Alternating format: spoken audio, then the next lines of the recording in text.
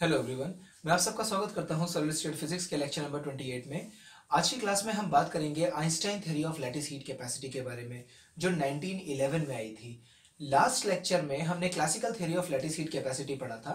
हमने classical theory of lattice heat capacity में ये देखा था कि जब आप स्पेसिफिक हीट का टेम्परेचर के साथ ग्राफ बनाते हो तो आपने क्लासिकल थ्योरी के हिसाब से हमने ये देखा कि जैसे जैसे टेम्परेचर बढ़ता जाएगा उससे टेम्परेचर के बढ़ने से स्पेसिफिक हीट पर कोई फर्क नहीं पड़ेगा।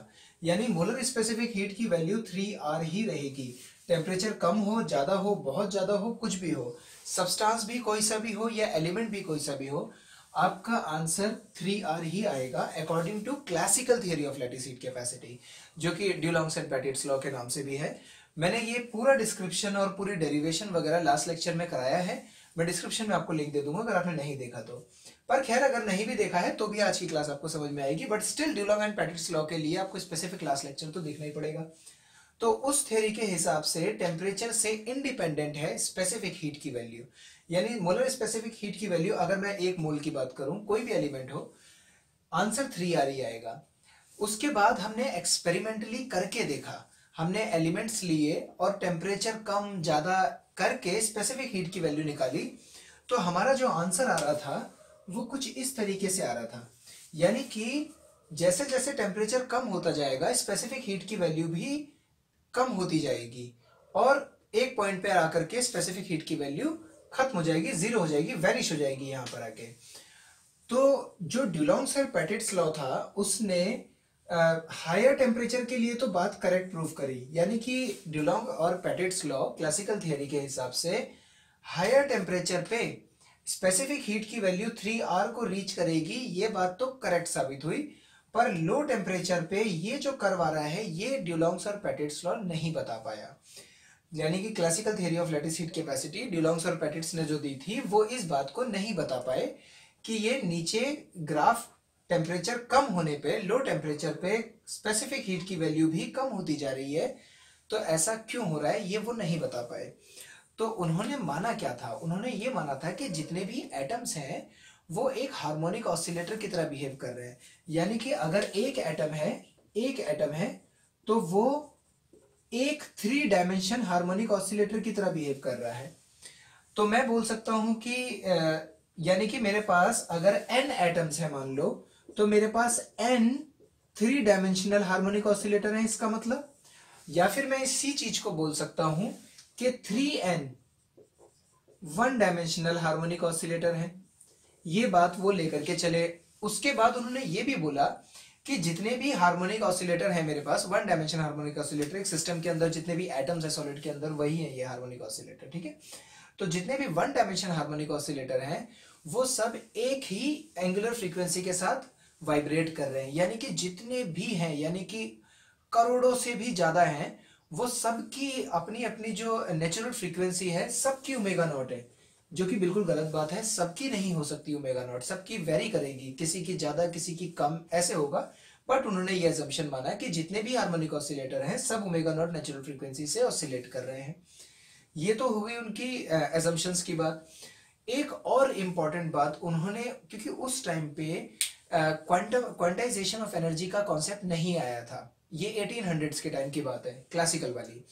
तो उन्होंने जो हार्मोनिक ऑसिलेटर की एनर्जी ली थी वो क्लासिकल एनर्जी के हिसाब से काम किया था। उन्होंने एनर्जी का फॉर्मूला जो रखा था वो potential energy plus kinetic, sorry this one is kinetic energy and potential energy.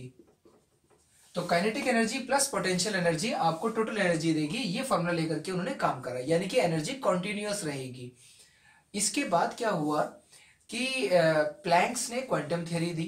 ये 1900s की बात है, करीबन 80-90 साल बाद। ये बात प्लैंक्स की क्वांटम थ्योरी से ये बात क्लियर हो गई थी कि जो एनर्जी होती है हार्मोनिक ऑसिलेटर की वो क्वांटाइज्ड होती है। यानी कि वो उनकी डिस्क्रीट वैल्यूज होती हैं, वो ऐसे कॉन्टिन्यूअस नहीं होती। तो अगर डिस्क्रीट वैल्यूज होती हैं तो फिर मैं ये क्लासिकल वाला मॉडल लेकर के नहीं कर सकता इस सारी चीज को। ये बात आइंस्टाइन के दिमाग में आई। तो आइंस्टाइन ने ये कमी कि टेम्परेचर कम होने पे स्पेसिफिक हीट की वैल्यू कम क्यों हो रही है, आइंस्टाइन ने इस बात को ठीक करने के लिए क्वांटम थ्योरी का इस्तेमाल करा। आइंस्टाइन ने बोला कि बाकी चीजें तो हम वही रखते हैं जो उन्होंने मानी थी, जो डुलोंग्स एंड पेटिट्स ने मानी थी कि 3n one dimensional harmonic oscillator होंगे और हर एक की एंगुलर फ्रीक्वेंसी ओमेगा नॉट होगी। ये बात तो आइंस्टाइन ने भी एज्यूम करी, यही बात को लेकर के वो भी चले। पर एनर्जी अब की बार उन्होंने कॉन्टिन्यूस नहीं ली, अब की बार उन्होंने एनर्जी क्वांटम ली, यानी कि डिस्क्रीट वैल्यूज वाला पैटर्न लिया। वैसे आप जानते हो फ्रॉम प्लैंक्स क्वांटम थ्योरी जो एनर्जी होती है किसी nth स्टेट की वो होती है NH cross omega not, right. पर आइंस्टाइन ने ये वाला वेव मैकेनिकल मॉडल लिया, ये सिंपल क्वांटम थ्योरी नहीं ली उन्होंने लिया वेव मैकेनिकल मॉडल आइंस्टाइन ने। और अगर आपके सिलेबस में क्वांटम मैकेनिक्स आपके सिलेबस में है तो आपने ये डेरिवेशन करी होगी वेव मैकेनिकल मॉडल की, जिससे एनर्जी nth स्टेट की जो है वो NH क्रॉस ओमेगा नॉट के बराबर नहीं होती, वो होती है n+1/2 H cross omega not, ठीक है। या फिर आप कह सकते हो आई am sorry n+1/2 H nu. This nu is your frequency of this one dimensional harmonic oscillator, and every one of these one dimensional harmonic oscillator are oscillating with this frequency. सबकी यही फ्रीक्वेंसी है। अगर आप ऊपर नीचे, अच्छा natural कर देते हैं इसको, अगर आप ऊपर नीचे 2 पाई से डिवाइड भी कर दो और मल्टीप्लाई भी, यानी कि 2 पाई से डिवाइड भी कर दिया और 2 पाई से मल्टीप्लाई भी कर दिया, तो भी इक्वेशन वही रहेगी। h/2 पाई ये होता है आपका रिड्यूस्ड प्लैंक्स कांस्टेंट, जिसको आप h क्रॉस से भी दिखाते हो। h क्रॉस को कई टीचर्स h कट भी बोलते हैं, मैं h क्रॉस बोलता हूं, तो आप देख लेना आप जो बोलते हो। तो ये हो जाएगा आपका n+1/2 and this quantity h/2 pi is h cross reduced Planck's constant, तो ये हो गया h cross, and 2 pi nu आपका एंगुलर फ्रीक्वेंसी होती है, आपको पता है, तो इसकी जगह ओमेगा नॉट, तो यही चीज है, राइट। और सॉलिड स्टेट फिजिक्स में हम फ्रीक्वेंसी ना लेकर के एंगुलर फ्रीक्वेंसी लेकर के चलते हैं, इसीलिए हमने इसको कन्वर्ट करा एंगुलर फ्रीक्वेंसी के टर्म्स में। तो जो अभी तक की बात थी वो ये थी कि आइंस्टाइन ने वेव मैकेनिकल मॉडल लिया एनर्जी का, क्लासिकल थियरी में कंटिन्यूअस मॉडल था एनर्जी का, kinetic energy then plus potential energy, harmonic oscillators की बात कर रहे हैं। यहां पर भी सारी चीजें वही रहेंगी, सिर्फ एनर्जी हम वेव मैकेनिकल मॉडल लेंगे, क्वांटम एनर्जी क्वांटाइज्ड होती है, ये वाला फिनोमिना लेके चलेंगे। अच्छा, अगर आपने लास्ट लेक्चर देखा है तो आपने देखा होगा जब मैंने बोल्ट्जमैन, चलो आप लास्ट लेक्चर को छोड़ ही देते हैं क्योंकि कई ने हो सकता है ना देखा हो तो वो कंफ्यूज हो जाएंगे। तो हम एनर्जी की वैल्यू ये वाली लेकर के चलेंगे, ठीक है, पूरी डेरिवेशन में। तो अब हम, ये तो हो गई हमारी थोड़ी बहुत हिस्ट्री और हमें लेके कैसे चलना है, और अब हम जैसे जैसे आगे बढ़ेंगे आपको पूरा लेक्चर समझ में आएगा और आपको मजा भी आएगा, और लास्ट लेक्चर देखा है तो आपको और भी मजा आएगा। चलिए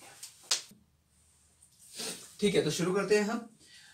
आइंस्टाइन ने जो एनर्जी ली वो कितनी ली, wave mechanical model n+1/2 H cross omega nought, यानी कि हम इस एनर्जी को लेके चलेंगे, ये हमारा एनर्जी का फॉर्मूला होगा।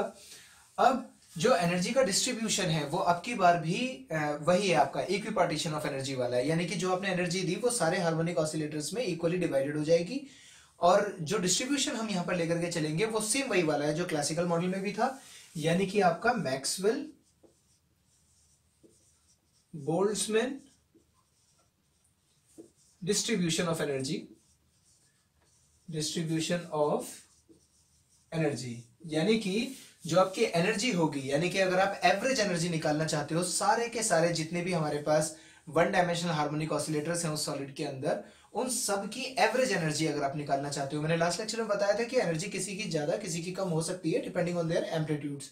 तो अगर आप एवरेज एनर्जी निकालना चाहते हो तो मैक्सवेल बोल्ट्जमैन डिस्ट्रीब्यूशन के हिसाब से एवरेज एनर्जी का फॉर्मूला होता है, लास्ट लेक्चर में हमने कॉन्टिन्यूअस लिया था तो फिर इंटीग्रेशन करा था, अब क्योंकि डिस्क्रीट है तो हम समेशन करेंगे, summation n is equal to 0 to infinity of जो भी एनर्जी है, then exponential minus energy by kBT divided by summation of n is equal to 0 to infinity of exponential minus En by kBT। तो अब की बारी हम ये वाला रिलेशन लेकर के चलेंगे, इससे हमें एवरेज एनर्जी की वैल्यू मिलेगी, मैं भी ड्राइव करूंगा पर अभी आप देखो इससे मुझे एवरेज एनर्जी मिलेगी, यानी कि जितने भी वन डायमेंशनल हार्मोनिक ऑसिलेटर हैं, मैं कह सकता हूं कि हर एक की एनर्जी इतनी होगी। तो अगर हर एक की एनर्जी इतनी होगी तो मेरे पास वन डायमेंशनल हार्मोनिक ऑसिलेटर हैं कितने? तो मेरे पास, मैंने अभी थोड़ी देर पहले आपको बताया था कि 3n one dimensional harmonic oscillator है, अगर मेरे पास टोटल n एटम्स हैं तो 3n मेरे पास total one dimensional harmonic oscillator है, और हर एक की एनर्जी इतनी आएगी। तो अगर मैं 3n की मल्टीप्लाई इस एनर्जी से कर दूं जो हर एक की होगी, तो इससे मुझे टोटल एनर्जी मिल जाएगी। और अगर मुझे एक बार टोटल एनर्जी मिल गई तो मैं स्पेसिफिक हीट की वैल्यू निकाल सकता हूं, जो कि होता है हमारा partial derivative of del E by del T, partial derivative of energy with respect to temperature. यहां पर V लगा दो ताकि रहेगा कि एट कांस्टेंट वॉल्यूम है, वैसे सॉलिड का वॉल्यूम के लिए लेते हैं, मैंने बताया था आपको। तो ये हमारा गोल है, यहां तक हमें पहुंचना है। हमें पहले एवरेज एनर्जी निकालनी है, फिर हमें टोटल एनर्जी निकालेंगे, उसके बाद स्पेसिफिक हीट की वैल्यू निकल जाएगी, और स्पेसिफिक हीट की जब टेम्परेचर के रिलेशन के साथ वैल्यू मिल जाएगी तो फिर हम ग्राफ प्लॉट कर लेंगे।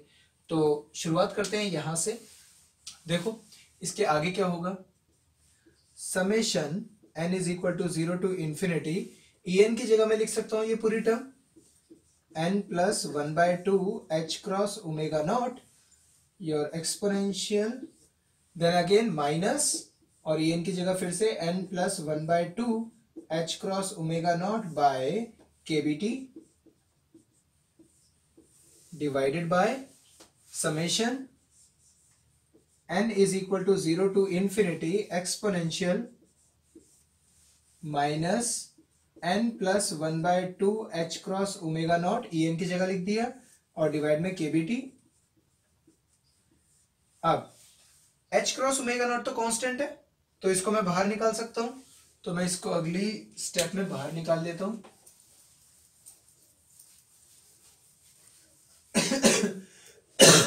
बोर्ड थोड़ा छोटा है तो आप साथ साथ लिखते रहना और समझते भी रहना, वो ज्यादा इंपॉर्टेंट है।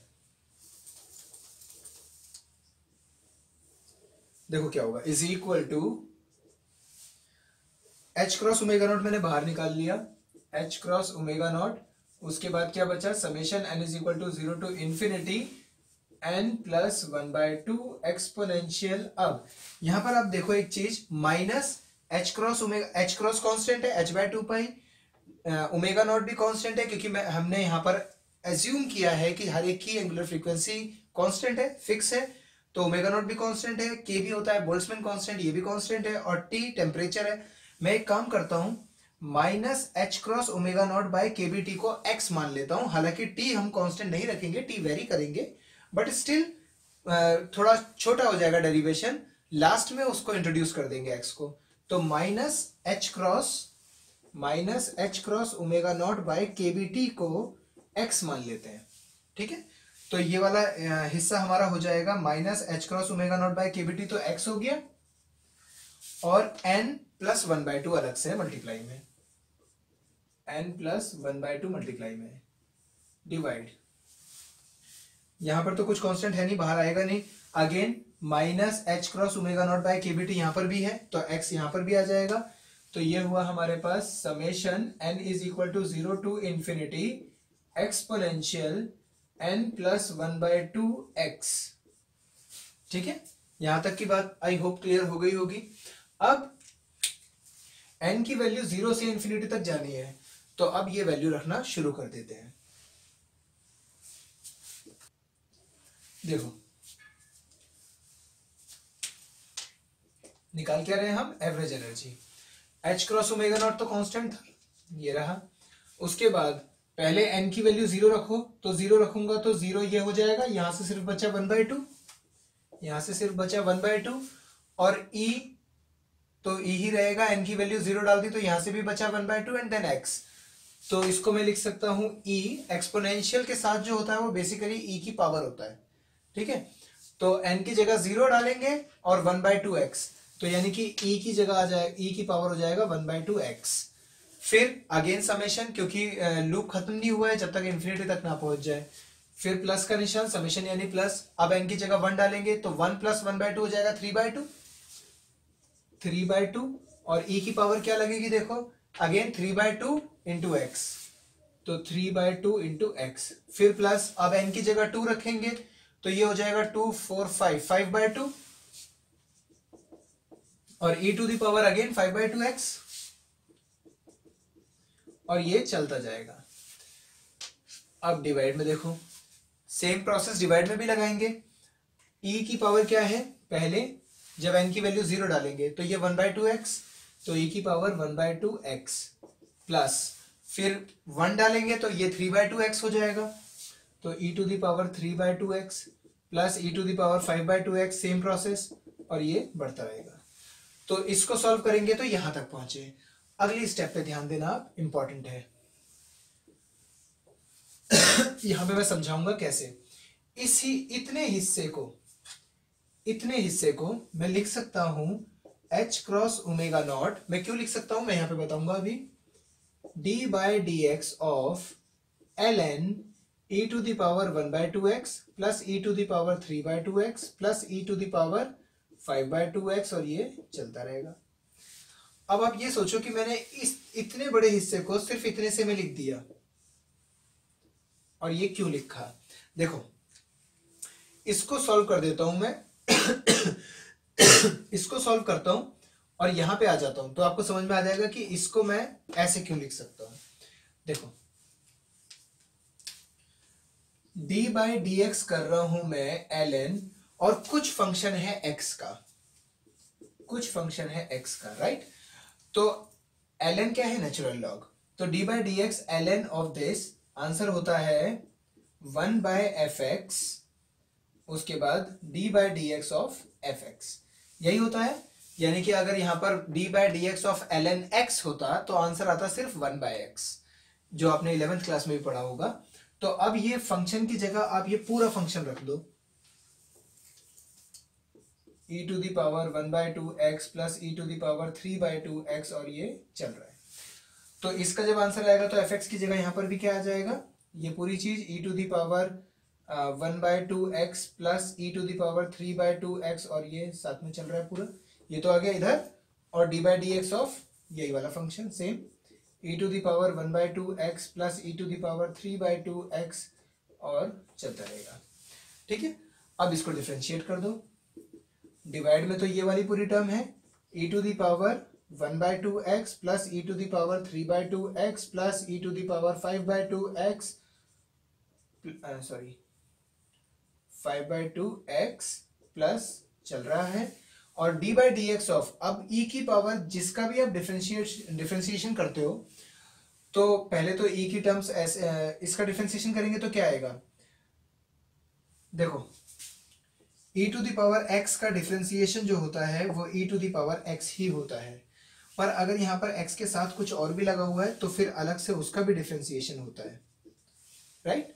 तो इसी तरीके से जब आप e to the power 1/2x का डिफरेंशिएशन करोगे तो वो e to the power 1/2x तो आएगा, साथ में 1/2x का भी डिफरेंशिएशन होगा, और 1/2x का डिफरेंशिएशन 1/2 होता है। फिर प्लस, फिर अगले टर्म के लिए भी सेम टू सेम करेंगे तो 3/2 e to the power 3/2x आएगा और चलता जाएगा। तो देखो इसको सॉल्व करने पर ये वाली चीज आई और ये वही है जो यहां लिखा है, देखो है ना। तो इसको मैं ऐसे लिख सकता हूं और ऐसे लिखने पर हम सॉल्व कर पाएंगे, इसलिए लिखा है। अब देखो कैसे कर पाएंगे वो अब अगली स्टेप में आपको समझ में आएगा।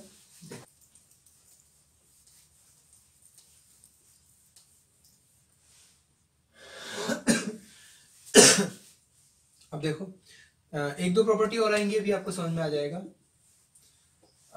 ये है हमारा h क्रॉस ओमेगा नॉट। अब इसको सॉल्व करो।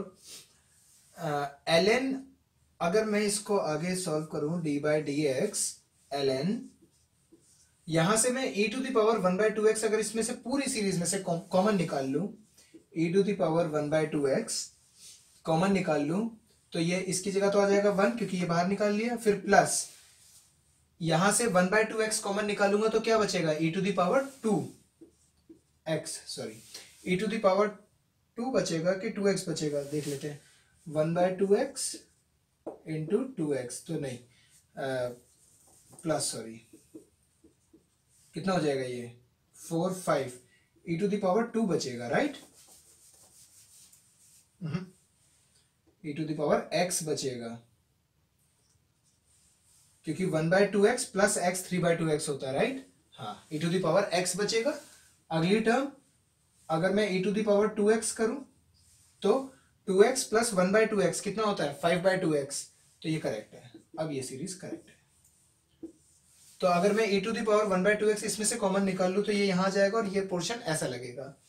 अब देखो ln of a into B क्या होता है, ln of a plus ln of b, है ना, ये प्रॉपर्टी होती है। तो अगर मैं इसको a बोलूं और इस वाले पूरे ब्रैकेट को b बोलूं तो ये basically ln of this term plus ln of this complete term है। तो ये भी लिख देते हैं।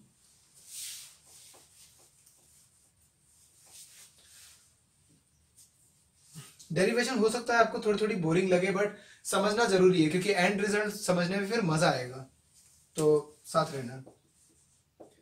h cross omega not d/dx ln of this term ln of e⁻1/2x plus ln of this complete term 1 plus e⁻x plus e⁻2x plus इसका answer मैं बता दूंगा, सॉल्व नहीं करूंगा। ये मैक्लॉरेन सीरीज आप करना, आप मैथमेटिकल फिजिक्स में h cross omega not by d/dx of ln of e⁻1/2x। तो ln से e कट जाएगा और ये आंसर आता है। तो यहां तो आया 1/2 इंटू x, और इसका आंसर जो होता है ln of 1 plus e⁻x plus e⁻2x plus, और ये सीरीज जो चल रही है इसका आंसर होता है minus ln of 1 minus e⁻x। ये आप याद कर लेना, इसका एक्सपेंशन है ये, ठीक। तो यहां तक की बात अगर आपको समझ में आई है तो आपको आप कंप्लीट वीडियो समझ में आएगी जरूर।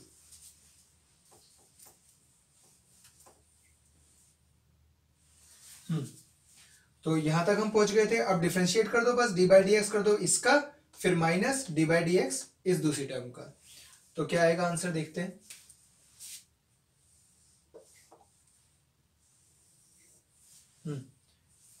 Is equal to h cross omega naught, और किसके इक्वल टू, एवरेज एनर्जी निकाल रहे हैं।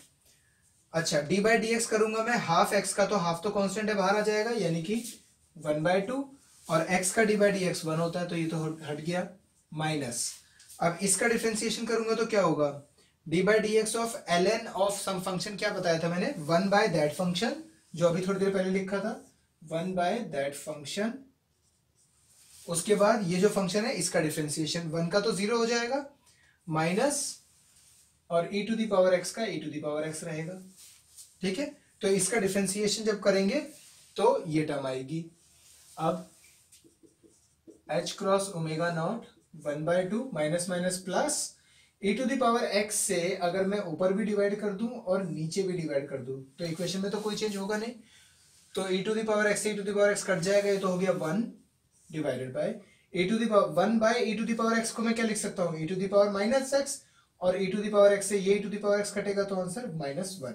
ये बात आई होप आपको समझ में आई होगी। 1 माइनस e⁻x को डिवाइड करूंगा e⁻x से तो अलग अलग कर सकता हूँ, सेपरेट करूंगा तो यहाँ अलग आ जाएगा, यहाँ अलग आ जाएगा, ये तो हो गया 1, और ये ऊपर लिखूंगा तो e⁻−x, राइट। कॉपी में करना, क्लियर हो जाएगा, एकदम इजी सी चीज है। तो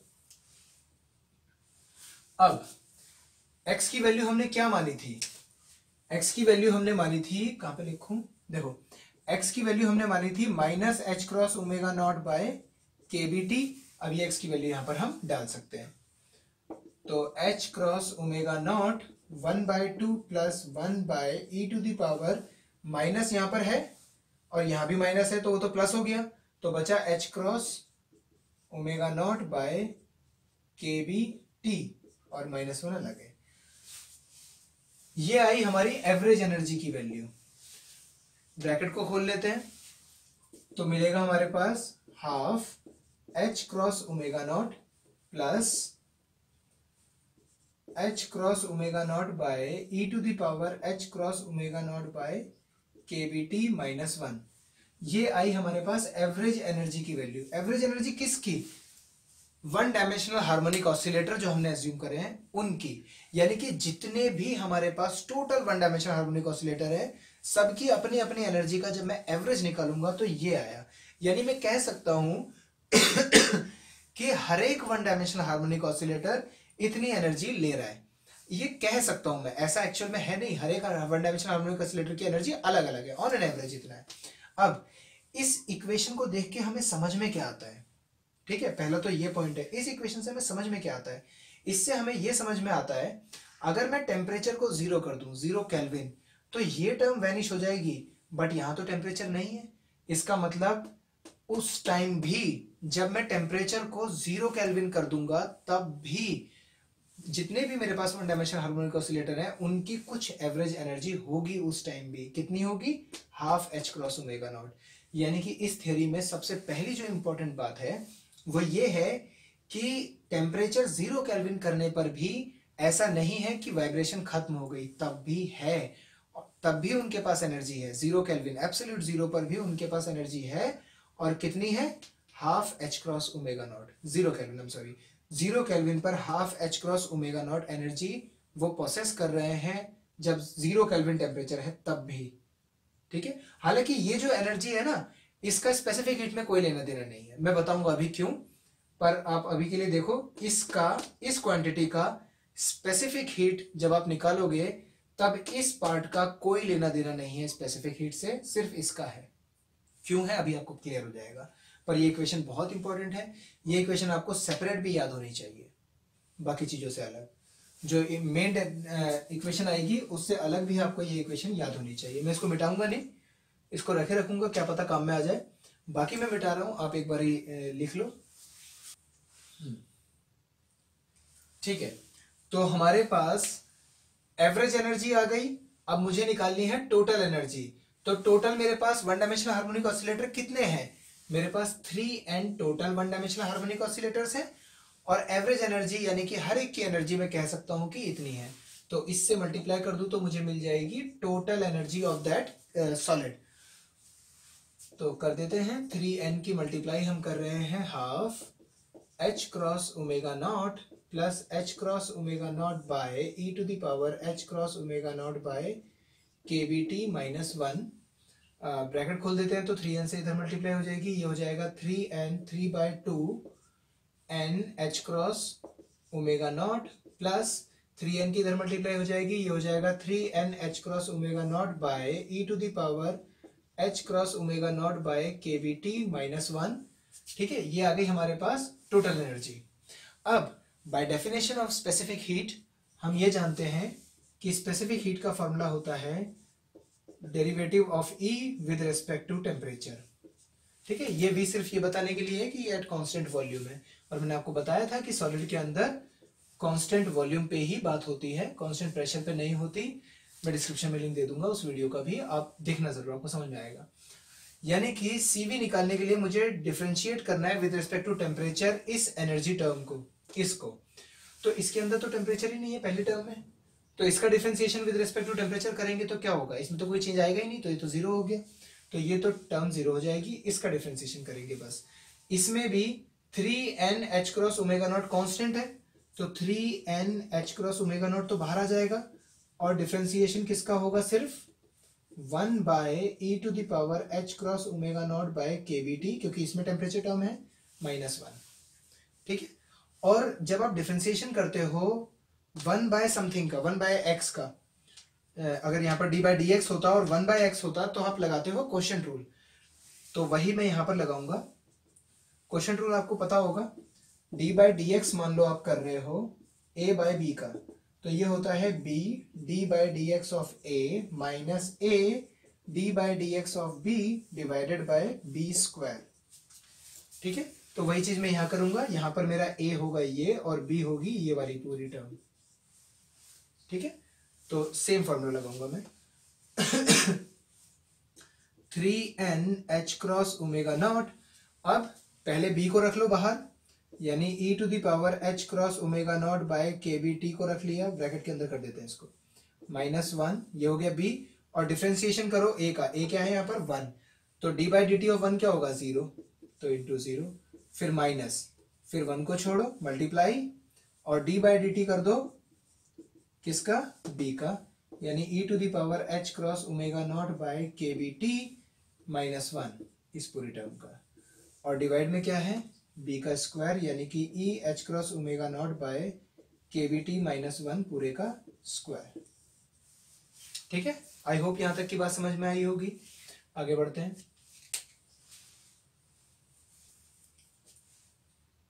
ठीक है, आगे बढ़ते हैं। हाँ, जीरो से इसकी मल्टीप्लाई करी तो ये सारा जीरो हो जाएगा, माइनस अब इस टर्म को लेकर के चलना है हमें, तो जो लिखा हुआ है इसको देख लेते हैं। सी वी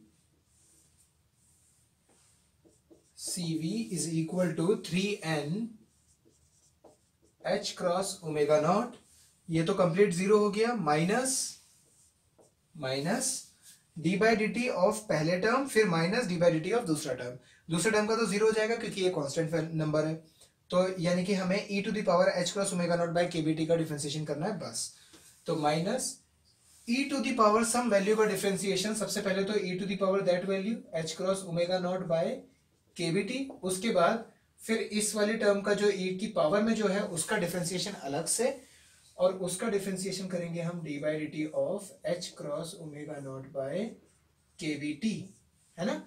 और ये जो माइनस वन है इसको मैं नहीं लिखूंगा क्योंकि माइनस करने के बाद आप D by D T one का करोगे तो वो जीरो हो जाएगा, और डिवाइड में है हमारे पास e to the power H cross omega not by K B T minus one का स्क्वायर। यहां तक की बात क्लियर? ठीक है, सीवी की वैल्यू ये माइनस में नहीं आएगी, कुछ करते हैं, कुछ शायद आगे हो जाएगा क्लियर। हाँ हो जाएगा, ये वन बाय टी है ना, इसके डिफरेंशिएशन में माइनस आएगा और वो इसको प्लस कर देगा। देखो अभी बताता हूं मैं आपको। देखो C V is equal to 3n H cross omega nought, यहां से H cross omega not by K B constant है तो मैं बाहर निकाल लेता हूं, तो H cross omega not by K B मैंने बाहर निकाल लिया मेरे पास, और डिवाइड में एक चीज और है, ये वाली टर्म में इधर लिख देता हूं, डिवाइड में e to the power H cross omega not by K B T minus one का स्क्वायर, ये अलग है, और D by D T minus की टर्म अंदर है, उसके बाद D by D T of one by T बच रहा है अंदर अभी, है ना।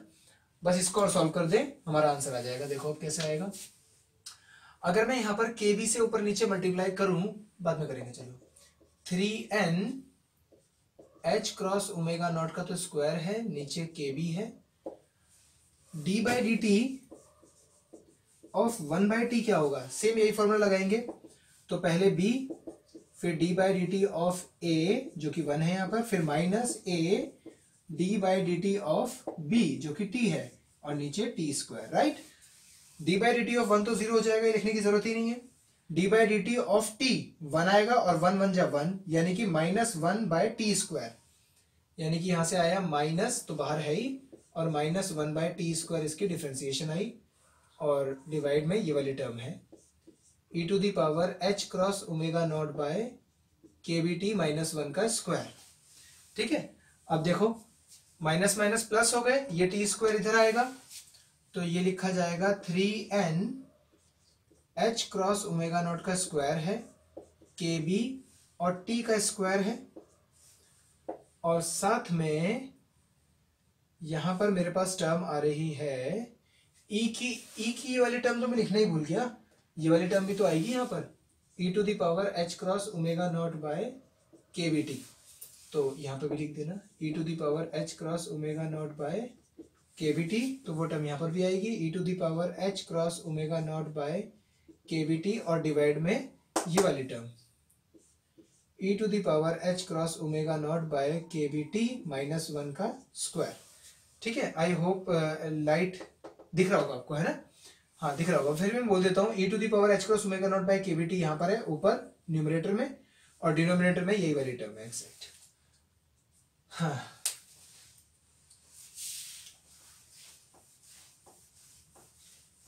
देखो आगे बढ़ते हैं, अगर मैं के बी से यहां पर ऊपर नीचे मल्टीप्लाई कर दूं 3n, और के बी से ऊपर मल्टीप्लाई करूं तो मुझे नीचे भी करना पड़ेगा डिवाइड, तो नीचे अगर मैं मल्टीप्लाई करूं के बी से, ऊपर मैंने के बी से मल्टीप्लाई करा तो नीचे भी के बी से मल्टीप्लाई करूंगा, इक्वेशन को बराबर रखने के लिए। नीचे के बी पहले से है, एक और के बी से मल्टीप्लाई करूंगा तो के बी स्क्वायर हो जाएगा, kb² t² और h स्क्वायर भी है, ओमेगा नॉट स्क्वायर भी है, तो मैं पूरे को लिख सकता हूँ h omega not by kbt पूरे का स्क्वायर, है ना। तो मैंने kb से इसलिए मल्टीप्लाई करा ताकि मैं इस पूरी टर्म का स्क्वायर लिख पाऊँ। उसके बाद e to the power h cross omega not by kbt है और डिवाइड में ये वाली टर्म है e to the power h cross omega not by kbt -1 पूरे का स्क्वायर। वीडियो काफी लंबी हो रही है तो मैं शायद इसको 2 पार्ट में डालूंगा, शायद नहीं। अब यहां पर अब शुरुआत आती है, देखो किस चीज की, आइंस्टाइन टेम्परेचर की। देखो h cross omega not by kb ये नहीं बदल रहा है according to Einstein theory. Temperature तो हम चेंज करेंगे क्योंकि हमें ग्राफ ही टेम्परेचर के साथ बनाना है, तो टेम्परेचर तो चेंज करेंगे। h cross omega not by kb को हम kb को चेंज नहीं कर सकते, ये कांस्टेंट है यहाँ पर। तो इसको मैं एक नंबर से डिनोट कर देता हूँ थीटा ई से। क्यों कर रहा हूं मैं ये थीटा ई क्यों लिखा है मैं बताऊंगा अभी। और डिवाइड में क्या बचा, सिर्फ टेम्परेचर। तो यानी कि जो मेरा थीटा ई है वो है क्या, मेरा थीटा ई है h cross omega not by kb, सिर्फ इतना। पहले मैं लिख देता हूं फिर मैं बताता हूं इसको। तो e टू द पावर यहां पर भी इतनी टर्म तो थीटा ई है, theta E by T divided by e to the power theta E by T और -1 का स्क्वायर। ये टर्म आई हमारे पास CV की, जो बहुत इंपॉर्टेंट है, फाइनल टर्म है। देखो इस थीटा ई को हम बोलते हैं आइंस्टाइन टेम्परेचर। आइंस्टाइन टेम्परेचर, इसको आइंस्टाइन टेम्परेचर इसलिए बोलते हैं कि पहले तो ये आइंस्टाइन थ्योरी के अंदर एक कांस्टेंट आया है, दूसरा ये जो कांस्टेंट है इसकी जो यूनिट है वो केल्विन है, केल्विन की यूनिट है। क्यों है, देखो आपको पता है h क्रॉस जो होता है वो रिड्यूस प्लैंक्स कांस्टेंट है, और प्लैंक्स कांस्टेंट की यूनिट क्या होती है, मैं यूनिट्स लिख रहा हूं यहाँ पर। प्लैंक्स कांस्टेंट की यूनिट होती है जूल सेकेंड, ठीक है। ओमेगा नॉट फ्रीक्वेंसी है, फ्रीक्वेंसी 1/टाइम होता है, यानी कि ओमेगा नॉट की जो यूनिट है वो है पर सेकेंड। और kb है आपका बोल्ट्जमैन कांस्टेंट। बोल्ट्जमैन कांस्टेंट की जो यूनिट होती है वो मीटर स्क्वायर kg पर सेकेंड स्क्वायर केल्विन ये होती है। अब जरा इसके अंदर ये सारी यूनिट डाल करके देखो क्या आंसर आता है। देखो मैं डालता हूं यहां पर थीटा ई कितना रखा हमने, h cross omega not by kb, units डाल दो। h क्रॉस की जगह जूल सेकेंड, ओमेगा नॉट की जगह पर सेकेंड, kb की जगह मीटर स्क्वायर kg पर सेकेंड स्क्वायर केल्विन। जूल किसकी यूनिट होती है, एनर्जी की, वर्क की। आप काइनेटिक एनर्जी के तरीके से भी ला सकते हो, पोटेंशियल एनर्जी या वर्क। मैं वर्क ले लेता हूं, सिंपल है। वर्क जूल क्या है, वर्क, और वर्क क्या होता है, फोर्स इनटू डिस्प्लेसमेंट, और फोर्स क्या होता है, मास इनटू एक्सेलरेशन। मास की यूनिट क्या होती है, केजी, एक्सेलरेशन की मीटर पर सेकेंड स्क्वायर। ये तो हो गया force into displacement into metre.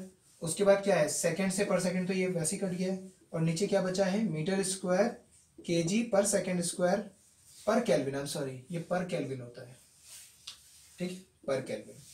तो मीटर स्क्वायर से मीटर स्क्वायर गया, पर सेकेंड स्क्वायर से पर सेकेंड स्क्वायर गया, केजी से केजी गया, पर केल्विन को ऊपर लिखेंगे तो केल्विन। इस तरीके से ये जो कांस्टेंट हमने लिया है इसकी यूनिट टेम्परेचर की है, ठीक है, इसलिए इसको आइंस्टाइन्स टेम्परेचर बोलते हैं, ये बात याद रखना। तो यहां तक की कहानी थी हमारी स्पेसिफिक हीट का रिलेशन लाने की। और अगर हमें ग्राफ समझना है, हमने आइंस्टाइन थ्योरी से प्लैंक्स क्वांटम थ्योरी को यूज करके, यानी कि क्लासिकल थ्योरी के अंदर क्लासिकल हार्मोनिक ऑसिलेटर लिए गए और आइंस्टाइन थ्योरी के अंदर क्वांटम हार्मोनिक ऑसिलेटर लिए, यानी कि यहां पर हमने रिप्लेस करा क्लासिकल हार्मोनिक ऑसिलेटर को जो कि क्लासिकल थ्योरी में लिए गए थे क्वांटम हार्मोनिक ऑसिलेटर से जो कि यहां पर लिए हमने।